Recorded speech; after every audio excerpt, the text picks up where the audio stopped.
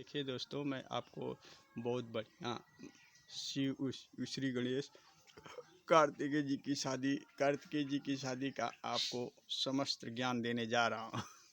पुराणों के अनुसार भगवान शंकर जी के दोनों पुत्र श्री गणेश और श्री स्वामी कार्तिकेय विवाह के लिए परस्पर झगड़ने लगे। प्रत्येक का आग्रह था कि अब पहले मेरा विवाह किया जाए। उन्हें लड़ने झगड़ते देखकर भगवान शंकर और माँ भवानी ने कहा, तुम लोगों में से जो पहले पूरी पृथ्वी का चक्कर लगाकर यहाँ वापस लौट आएगा उसी का विवाह पहले किया जाएगा। माता पिता की यह बात सुनकर श्री स्वामी कार्तिकेय तो तुरंत पृथ्वी दक्षिणा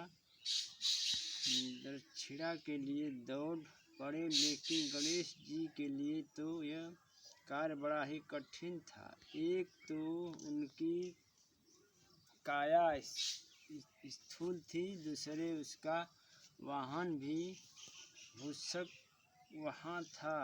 भला वे दौड़ में स्वामी कार्तिकेय की समानता किस प्रकार कर पाते, लेकिन उनकी यहाँ काया कितनी अविलंब पृथ्वी का परिक्रमा का एक सुगम उपाय खोज निकाला। सामने बैठे माता पिता का पूजन करने के पश्चात उनकी 7 दक्षिणाएं करके उन्होंने पृथ्वी प्रदक्षिणा का कार्य पूरा कर लिया।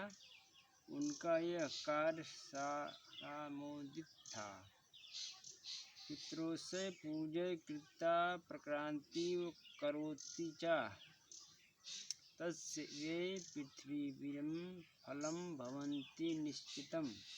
पूरी पृथ्वी का चक्कर लगाकर स्वामी कार्तिकेय जब तक लौटे तब तक गणेश जी का सिद्धि और बुद्धि नाम वाली 2 कन्याओं के साथ विवाह हो चुका था और उन्हें प्रेम तथा लाभ नामक 2 पुत्र भी प्राप्त हो चुके थे। यह सब देखकर स्वामी कार्तिकेय अत्यंत कष्ट होकर कौष्ठ पर्वत पर चले गए। माता पार्वती वहां उन्हें मनाने पहुंची। पीछे शंकर भगवान वहां पहुंचकर ज्योतिर्लिंग के रूप में प्रकट हुए। उनकी अर्चना सर्वप्रथम मल्लिका पुष्पी से की गई थी। मल्लिका पुष्पी नाम पड़ने का यही कारण है।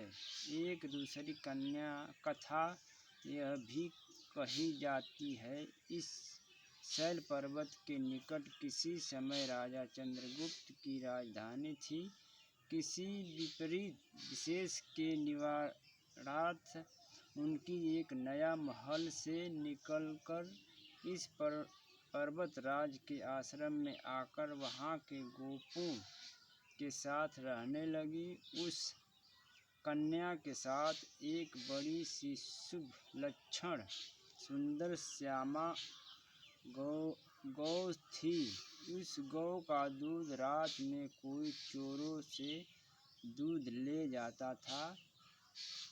एक दिन संयोगवश उस राजकन्या ने चोर को दूध दूहते देख लिया और कुछ क्रोध होकर उस चोर की ओर दौड़ी, किंतु गौ के पास पहुंचकर उसने देखा कि वहां शिवलिंग के अतिरिक्त और कुछ नहीं है। राजकुमारी ने कुछ काल पश्चात उस शिवलिंग पर एक विशाल मंदिर का निर्माण कराया।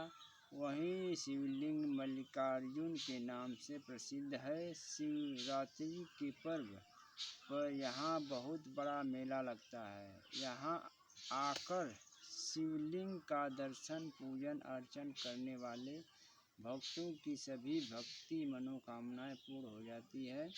उनकी भगवान शिव के चरणों में स्थित प्रीति हो जाती है। दैहिक भौतिक सभी प्रकार की दानों से वे मुक्त हो जाते हैं। भगवान शिव की भक्ति मनुष्य को मोक्ष के मार्ग पर ले जाने वाली है।